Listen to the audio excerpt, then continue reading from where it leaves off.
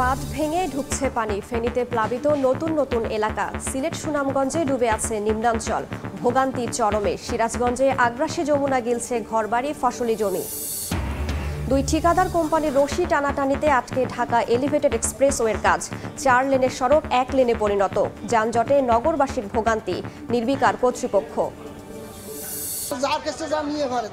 100 টাকা, আধা ঘন্টা পরে 120 টাকাও হয়ে যায়। সংকটের অজুহাতে 2 মাসে দ্বিগুণ বেড়ে পেঁয়াজের কেজিতে সেঞ্চুরি। বাজারে অস্থিরতার মধ্যেই ভবিষ্যতে রফতানির গল্প কৃষি বিপণনের। বছরব্যাপী উৎপাদনের পরামর্শ।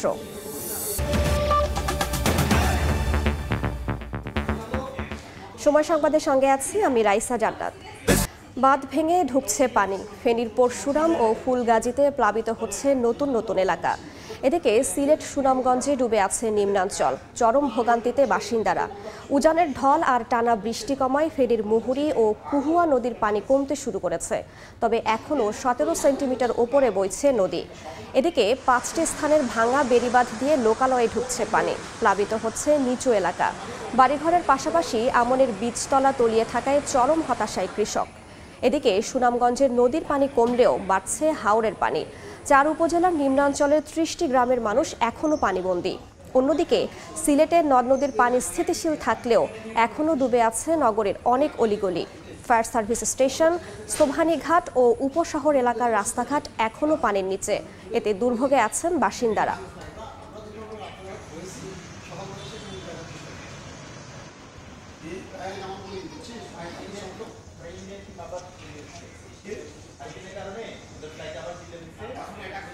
ফেনীর ফুলগাজী ও পরশুরামের কয়েকটি স্থানে বাঁধ ভেঙে লোকালয়ে ঢুকছে পানি। এদিকে পাহাড়ি ঢলে সিলেট অঞ্চলে পানিবন্দী বহু মানুষ।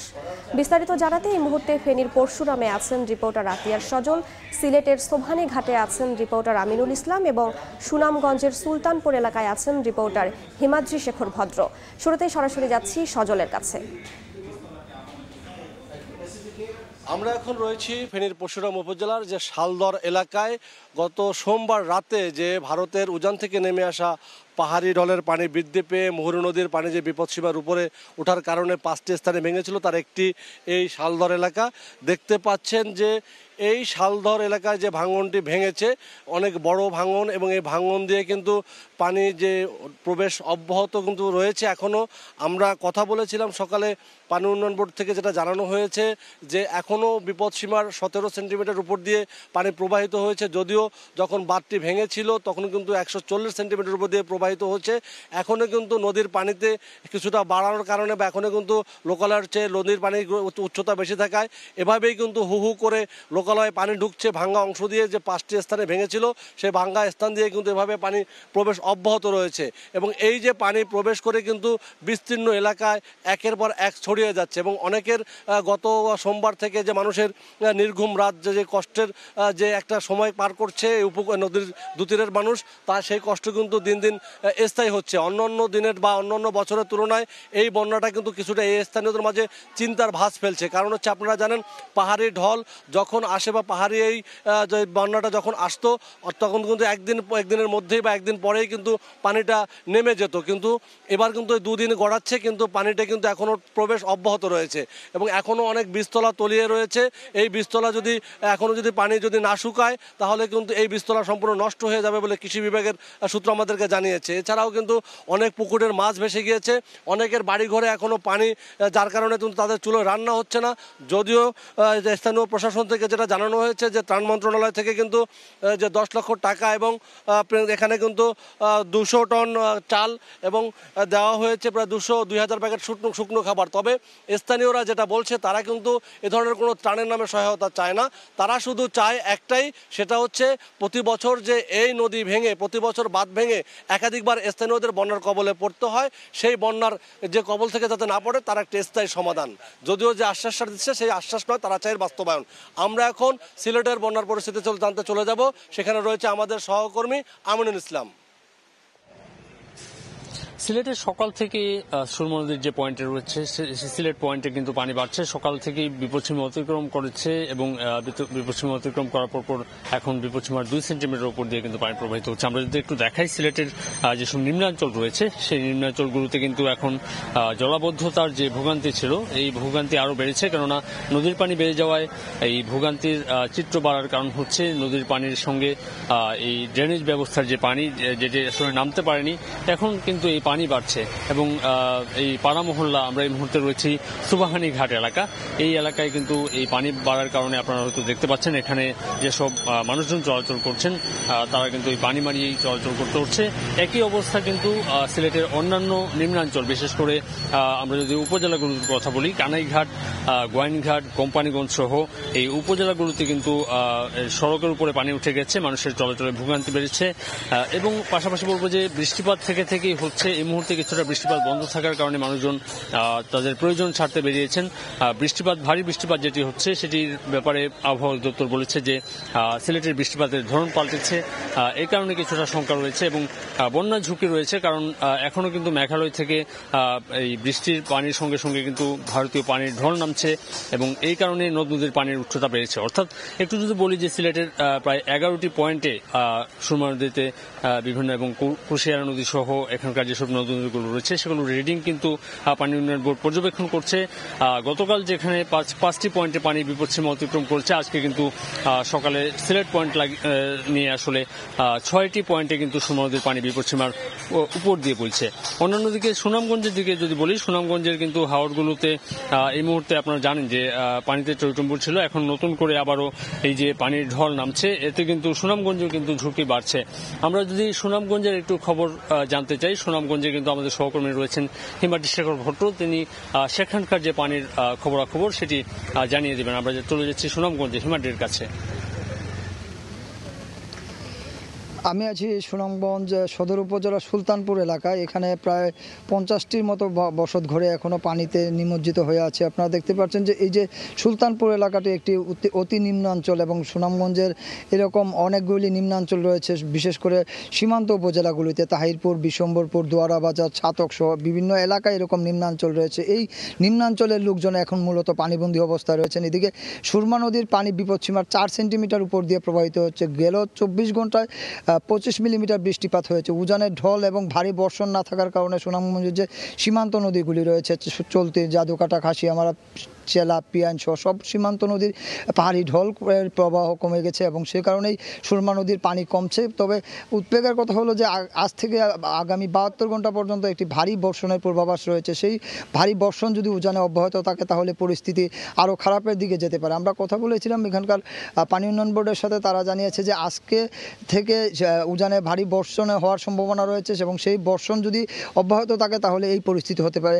এখনও আপনারা দেখছেন যে সুনামগঞ্জে প্রায় 137টির মতো ছোট বড় হাওর রয়েছে এবং এই সমস্ত হাওরের প্রায় 1100টির মতো গ্রাম রয়েছে এবং এই 12টি উপজেলা 1100টির গ্রামের অবস্থানে যদি বলি যে এটা পূর্ব সুনামগঞ্জ জেলাকে হাওর এবং নদী বেষ্টিত একটি এলাকা এবং এটা সুনামগঞ্জ মেঘালয় পাহাড়ের পাদদেশে অবস্থিত, যার দরুন উজানে বৃষ্টি হলেই সুনামগঞ্জে পাহাড়ি ঢল নামে এবং সুনামগঞ্জের স্থানীয় বৃষ্টিপাতে আসলে সুনামগঞ্জের প্লাবন বা বন্যা পরিস্থিতির কোনোটার উপর নির্ভর করে না। কারণ এখানকার ভারতীয় পানির ঢল যদি প্রবল বেগে নামে তখনই সুনামগঞ্জে বন্যা হয় বা প্লাবন হয়, কিন্তু ভারতীয় ঢলের পানি প্রবাহ যদি কমে যায় তাহলে সুনামগঞ্জের তেমন কোনো ক্ষয়ক্ষতি হয় না। আমরা কথা বলেছিলাম এখানকার সীমান্ত এলাকার লোকজনের সাথে, তারা জানিয়েছেন যে গতকালকে থেকে বৃষ্টিপাত না হওয়ায় উজানের ঢল কমে গেছে এবং ঢল কমে যাওয়ার ফলে পাহাড়ি নদীগুলির পানি অনেকটা কমে গেছে এবং সুরমা নদীর পানি কমছে।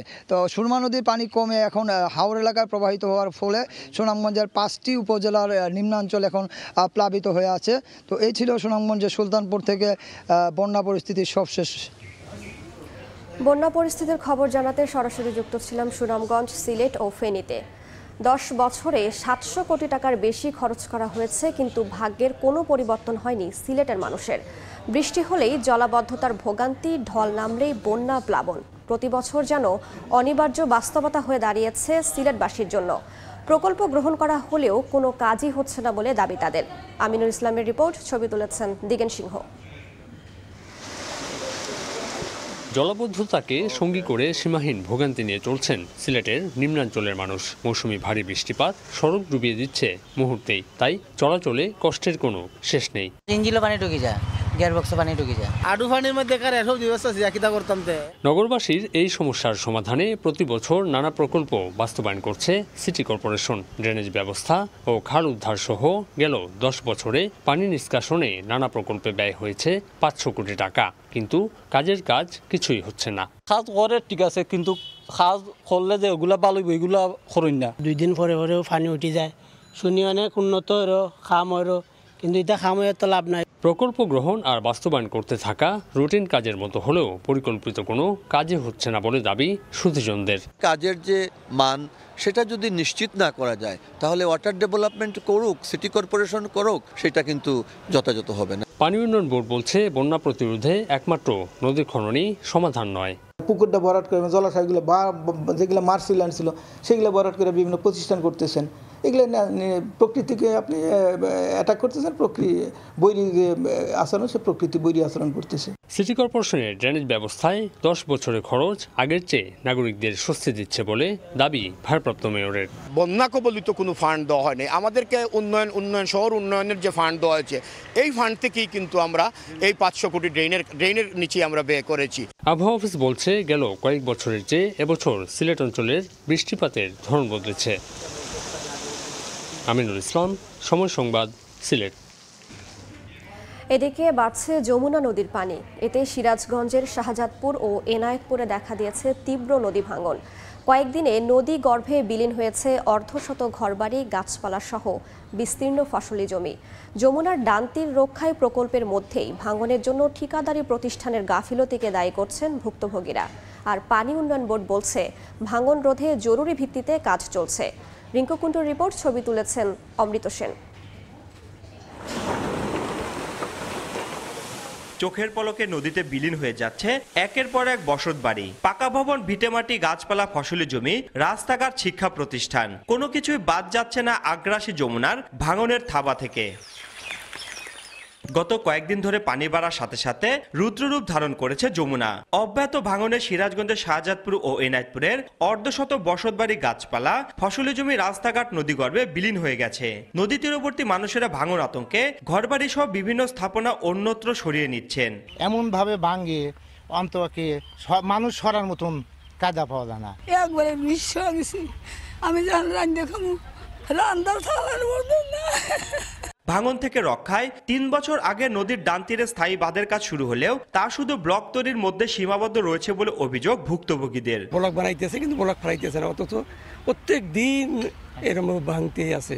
পানি উন্নয়ন বোর্ড যদি কাজ করতো তাহলে 100 সে মনে করেন গ্রামকে রক্ষা করতে পারতো।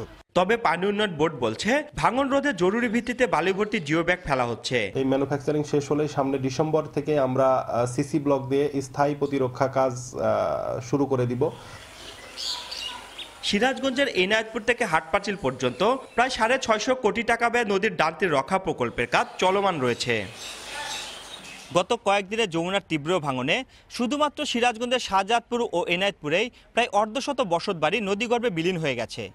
এলাকাবাসীর অভিযোগ, যমুনার স্থায়ী বাঁধের কাজটি সঠিক সময়ে শেষ হলে হয়তো এই ভাঙনের অবস্থা সৃষ্টি হতো না। সিরাজগঞ্জের শাহজাদপুর থেকে রিঙ্কু কুন্ডু, সময় সংবাদ। গতিতে চলার স্বপ্নই যেন কাল হয়েছে নগরবাসীর। 2 ঠিকাদার কোম্পানির রশি টানাটানিতে আটকে আছে ঢাকা এলিভেটেড এক্সপ্রেসওয়ের কাজ। এদিকে কাজের কারণে সড়কে ব্যারিকেড দেয়ায় 4 লেনের সড়ক পরিণত হয়েছে 1 লেনে। তৈরি হচ্ছে দীর্ঘ যানজট। হঠাৎ কাজ বন্ধে দুর্ভোগ দীর্ঘস্থায়ী হওয়ার শঙ্কায় নগরবাসী। আর কর্তৃপক্ষ বলছে এই মুহূর্তে অপেক্ষা ছাড়া কিছুই করার নেই। রাশেদ লিমনের রিপোর্ট।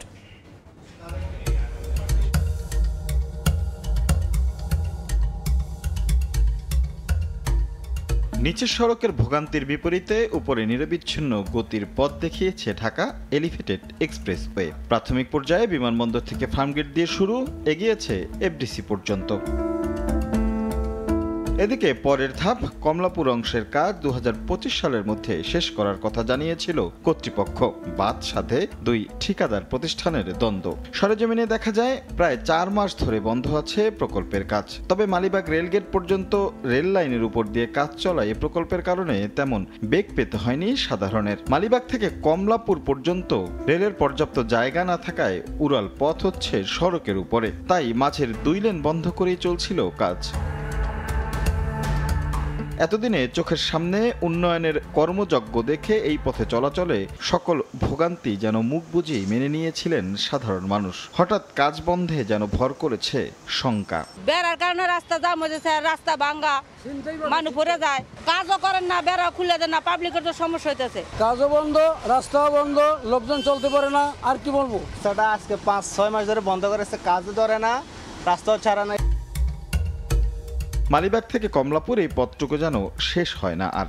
10 মিনিটের পথ পাড়ি দিতে কোনো কোনো সময় লেগে যাচ্ছে ঘন্টার পর ঘন্টা। প্রকল্পের কাজ যখন চলমান থাকে তখন একটু দুর্ভোগ মাথা পেতেই নেয় নগরবাসী।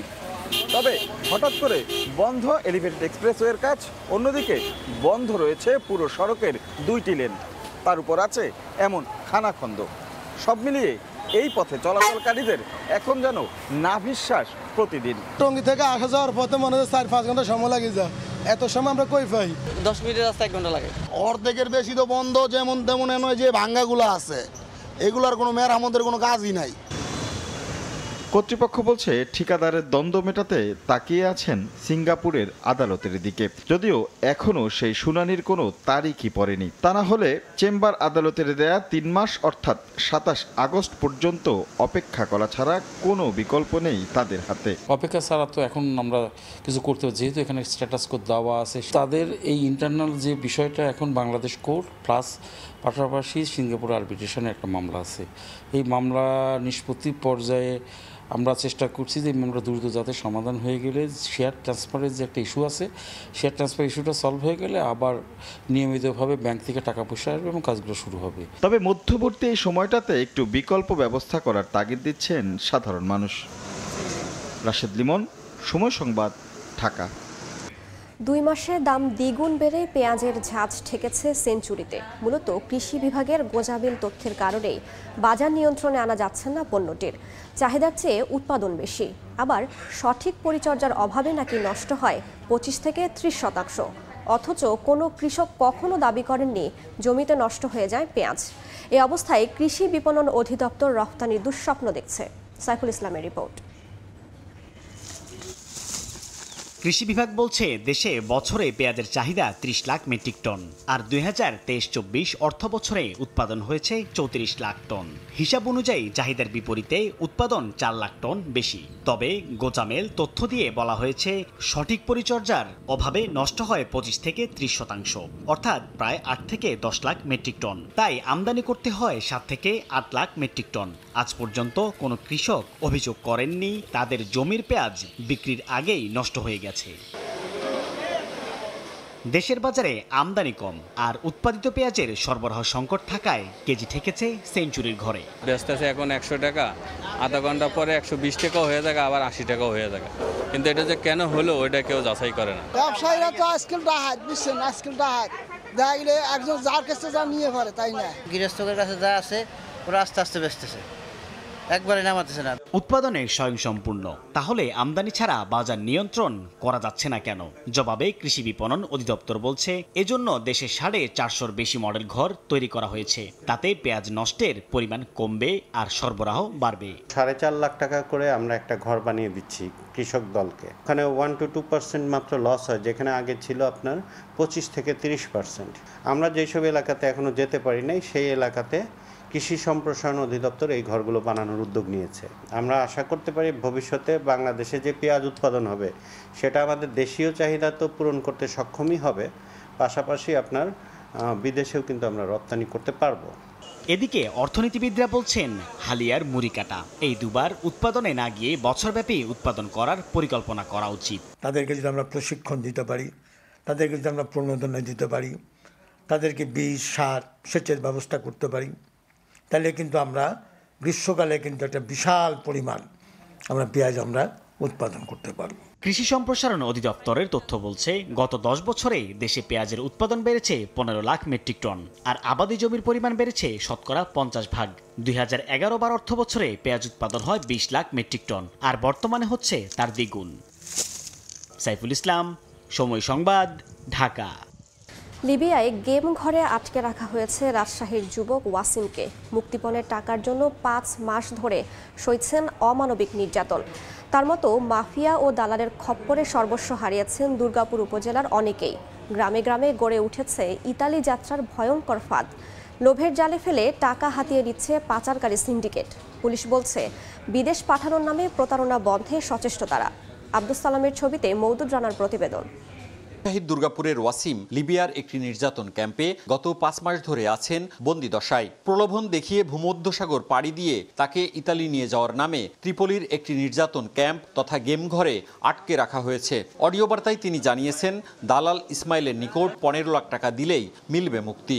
পরিবারের ভাষ্য 8 লাখ টাকা দেওয়ার পরও মুক্তি না মেলায় করেছে সংবাদ সম্মেলন, দ্বারস্থ হয়েছে আদালতের। আমার বেটাটাকে আমি উদ্ধার করতে চাই, আপনাদের কাছে আমি অনুরোধ করতেছি আমার বেটাটাকে আমার বুকে ফিরিয়ে দেন আপনারা। সম্প্রতি লিবিয়া থেকে দেশে ফেরত আসা একই এলাকার সুমন আলীও আটক ছিলেন ওয়াসিমের সাথেই। তার ভাষ্য ওয়াসিম সহ 4 জনকে মুক্তিপণের জন্য বন্দী করে রেখেছে ইসমাইল। একই এলাকার শিমুল গত 7 মাস ধরে আটকে আছে লিবিয়ার গেম ঘরে। আমার ছেলে গেমেই আছে, এ তো মাফিয়ার হাতে পড়ে গেছে এই অবস্থা। দুর্গাপুর উপজেলা সাইবার জয়কৃষ্ণপুর গ্রাম সহ ওই এলাকার অনেকেই লিবিয়ায় রয়েছেন। নির্যাতিত ও প্রতারিত হয়ে দেশে ফেরত এসেছেন কয়েকজন। লিবিয়া যাওয়া নিয়ে করা স্ট্যাম্পের লিখিত চুক্তি ও ভুক্তভোগীদের পরিবারের ভাষ্য দেশীয় দালাল হিসেবে স্থানীয় লাজের মণ্ডল, ইসমাইলের ভাই সাইফুল সহ কয়েকজন আগ্রহীদের খুঁজে বের করে লিবিয়া পাঠান। ওদিকে লিবিয়ায় অবস্থান করা ইসমাইল, মানিক ও বেল্লাল তাদের ইতালি পাঠানোর নামে গেম ঘরে আটকে নির্যাতনের মাধ্যমে মুক্তিপণ আদায় করেন। বাংলাদেশি দালালেরা এরাই মাফিয়াগিরি করতেছে। 7-8 মাস ধরে গেম ঘরে আটকেছে এবং তাকে অনেক নির্যাতন করা হচ্ছে। তবে অভিযুক্তদের পরিবার অবৈধভাবে বিদেশ পাঠানো, জিম্মি ও নির্যাতনের অভিযোগ অস্বীকার করেছে। ওই স্টেমে হয়তো বা কারো না কারো একটা তো জামিননামা হিসাবে থাকতে হবে, সে কারণে হয়তো বা আমার ছোট ভাই এবং লাজির হয়তো বা সই দিতে পারে। পুলিশ বলছে বিদেশ পাঠানোর নামে প্রতারণা বন্ধে তারা তৎপর। বাহিরের কোনো সংশ্লিষ্টতা পাওয়া যায় সেক্ষেত্রে আমরা পুলিশ হেডকোয়ার্টার্সের মাধ্যমে সংশ্লিষ্ট দেশে আমরা এ বিষয়ে প্রতিকার চাওয়ার জন্য সংশ্লিষ্ট দেশের পুলিশকে আমরা জানাবো। একই এলাকার অন্তত আরো 20 জন যুবক ইউরোপে যাওয়ার স্বপ্নে দালালদের নিকট টাকা দিয়ে প্রতারিত হয়েছেন। মওদুদ রানা, সময় সংবাদ, রাজশাহী। হযরত শাহজালাল আন্তর্জাতিক বিমানবন্দর থেকে উদ্ধার করা হয়েছে 4 কেজি 420 গ্রাম স্বর্ণের বার, যার আনুমানিক বাজার মূল্য 4,50 লাখ টাকা। ভোর 5:30টার সময় ওমানের মাস্কাট থেকে আসা সালাম এয়ারলাইন্সের ফ্লাইট থেকে বারগুলো উদ্ধার করে শুল্ক গোয়েন্দা ও তদন্ত অধিদপ্তর। সংস্থাটি থেকে জানানো হয় গোপন সংবাদের ভিত্তিতে মাস্কাট থেকে আসা সালাম এয়ারলাইন্সের ফ্লাইটে অভিযান চালানো হয়। এ সময় বিমানের একটি সিটের ওপরে থাকা লাগেজ রাখার কেবিনে কালো স্কচ টেপ মোড়ানো 2টি ভারী বস্তু পরিত্যক্ত অবস্থায় পাওয়া যায়, যেখান থেকে উদ্ধার হয় 38 পিস স্বর্ণের বার। 40 কেজিতে 1 মণ হলেও চাঁপাইনবাবগঞ্জের আমের বাজারগুলোতে 52 থেকে 54 কেজিতে 1 মণ। বছরের পর বছর ধরে এই নিয়ম চলে এলেও কোনো পদক্ষেপ নেয়নি স্থানীয় প্রশাসন ও কৃষি মন্ত্রণালয় বারবার অভিযোগ দিলেও সমাধান মেলেনি বলে অভিযোগ ব্যবসায়ীদের। এ কারণে বাগান মালিকরা এই নিয়মেই বিক্রি করতে বাধ্য হচ্ছেন। জাহাঙ্গীর আলমের পাঠানো তথ্য ও শাহজাহান আলীর ছবি নিয়ে রিপোর্ট। চাঁপাইনবাবগঞ্জের বড় আমের বাজারের মধ্যে রোহনপুর ও ভোলাহাট অন্যতম। দৈনিক বাজারে টনকে টন আম বিক্রি হয় এসব বাজারে। তবে বাজারে আসা পাইকারি ক্রেতা ও আড়তদাররা 52 থেকে 54 কেজিতে 1 মণ হিসেবে আম কেনেন। বিক্রেতাদের অভিযোগ একটি সিন্ডিকেট করে তাদের কাছ থেকে বাড়তি ওজনে আম কেনা হচ্ছে। মণ প্রতি 12 থেকে 14 কেজি বেশি নেয়ায় ক্ষতিগ্রস্ত হচ্ছেন তারা। বছরের পর বছর এভাবেই আম বেচাকেনা হলেও কোনো পদক্ষেপ নিচ্ছে না প্রশাসন। এবছর আমের উৎপাদন কম হওয়ার পর এমন অনিয়মে লোকসানের শঙ্কায় তারা। 45, 46, 47, 48 এক কেজি বাড়তে 40 কেজিতে মন ছিল ভাইয়া, কিন্তু আর 52 কেজি নিচ্ছে। আমরা এটা তদন্ত চাই। ব্যাপারী, আড়তদার, হড়িয়া এই সিন্ডিকেটের কাছে আম চাষি হাজার হাজার আম চাষি আমরা জিম্মি হয়ে পড়েছি। এ নিয়ে ক্যামেরার সামনে কথা বলতে রাজি হননি কোনো আড়তদার, তবে ব্যবস্থা নেওয়ার আশ্বাস সংশ্লিষ্ট বিভাগগুলোর। আমরা ঊর্ধ্বতন কর্তৃপক্ষকে সার্বিক বিষয়টি জানিয়েছি, তাদের নির্দেশনা পাওয়া মাত্র আমরা আরও প্রয়োজনীয় ব্যবস্থা গ্রহণ করব। কৃষি বিভাগের তথ্য মতে চলতি মৌসুমে চাঁপাইনবাবগঞ্জের 37,604 হেক্টর জমির আম বাগানে উৎপাদনের লক্ষ্যমাত্রা নির্ধারণ করা হয়েছে প্রায় 4.5 লাখ মেট্রিক টন আম। সময় সংবাদ, চাঁপাইনবাবগঞ্জ। বাইরের খবর, 18 সেপ্টেম্বর পর্যন্ত পেছানো হলো অর্থ কেলেঙ্কারি মামলায় সাবেক মার্কিন প্রেসিডেন্ট ডোনাল্ড ট্রাম্পের রায় ঘোষণা। আদালতের নতুন সিদ্ধান্তে কিছুটা হলেও স্বস্তিতে রিপাবলিকানরা। যুক্তরাষ্ট্র থেকে লস্কর আল মামুনের রিপোর্টে বিস্তারিত। মার্কিন প্রেসিডেন্ট নির্বাচনের টেলিভিশন বিতর্কে একে অপরকে তির্যক ভাষায় ঘায়েল করেন প্রেসিডেন্ট পদে প্রতিদ্বন্দ্বী ডেমোক্র্যাটের জো বাইডেন ও রিপাবলিকানের ডোনাল্ড ট্রাম্প। বিতর্কে 81 বছর বয়সী বাইডেনকে ধরাশয়ী করেন 78 বছর বয়সী ট্রাম্প। বিতর্ক বিপর্যয়ের পরে নভেম্বরের চূড়ান্ত নির্বাচনে বাইডেন ট্রাম্পকে সামলাতে পারবেন কিনা এ প্রশ্ন এখন বেশ জোরালো। এমনকি নির্বাচনের প্রার্থিতা থেকে প্রেসিডেন্ট বাইডেনের সরে দাঁড়ানোর কথাও তুলেছেন নিজ দল ডেমোক্রেটিক পার্টির অনেকে। শুধু তাই নয়, দুজনের প্রথম টিভি বিতর্কের পর মার্কিনীদের উৎকণ্ঠাও বেড়েছে বহুগুণে। আইনি জটিলতার মধ্যেও বিতর্ক জয় আর মামলায় সুপ্রিম কোর্টের আংশিক দায় মুক্তিতে কিছুটা সুবিধাজনক অবস্থায় রয়েছে ডোনাল্ড ট্রাম্প। তবে সবচেয়ে বেশি বিপাকে পড়েছেন মার্কিন প্রেসিডেন্ট জো বাইডেন। মঙ্গলবার এ নিয়ে এক প্রতিবেদন প্রকাশ করে সিএনএন। দল ও দেশের কল্যাণে চলতি সপ্তাহে বাইডেনকে সরে দাঁড়ানোর আহ্বান জানান শীর্ষ ডেমোক্র্যাট নেতাদের কয়েকজন। নিশ্চিন্ত না হতে পেরে আরও একটি মেয়াদে দেশ পরিচালনার জন্য সরকারি দলে বাইডেনের বিকল্প নিয়ে চলছে জোর আলোচনা। অনেকেই বলছেন তরুণ কাউকে সামনে নিয়ে আসার। মার্কিন গণমাধ্যম সিবিএস নিউজের এক জরিপে দেখা যায় নিবন্ধিত ভোটারদের মধ্যে প্রায় 72% মত আরও এক মেয়াদে মার্কিন যুক্তরাষ্ট্রের প্রেসিডেন্টের দায়িত্ব পালন করার মতো সক্ষমতা নেই বাইডেনের। এদিকে পর্নোতারকা স্টর্মি ড্যানিয়েলসকে ঘুষ দেওয়ার মামলায় নিউ ইয়র্কের আদালতে দোষী সাব্যস্ত ডোনাল্ড ট্রাম্পের সাজা ঘোষণার তারিখ 11 জুলাইয়ের পরিবর্তে 18 সেপ্টেম্বর নির্ধারণ করা হয়েছে। অপরদিকে সুপ্রিম কোর্টের এক রায়ে মামলা থেকে আংশিক দায় মুক্তিতে বেশ উচ্ছ্বাসিত ট্রাম্প। যদিও সুপ্রিম কোর্টের আংশিক দায় মুক্তির এই সিদ্ধান্তকে বিপজ্জনক নজির আখ্যা দিয়ে একে গণতন্ত্রের হুমকি হিসেবে উল্লেখ করেন president Joe Biden. Laskar Al Mamun, সময় সংবাদ, যুক্তরাষ্ট্র। এ পর্যায়ে শীর্ষ সংবাদগুলো জানিয়ে দিচ্ছি আরও একবার।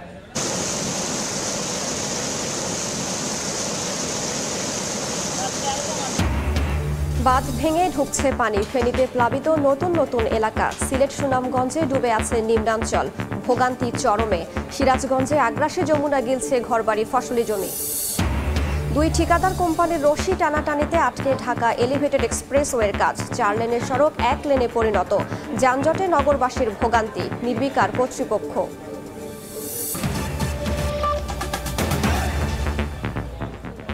এই ছিল সময় সংবাদে। এসবের বাণিজ্য নিয়ে ফিরছি কিছুক্ষণ পরে, সঙ্গেই থাকুন সময়ে।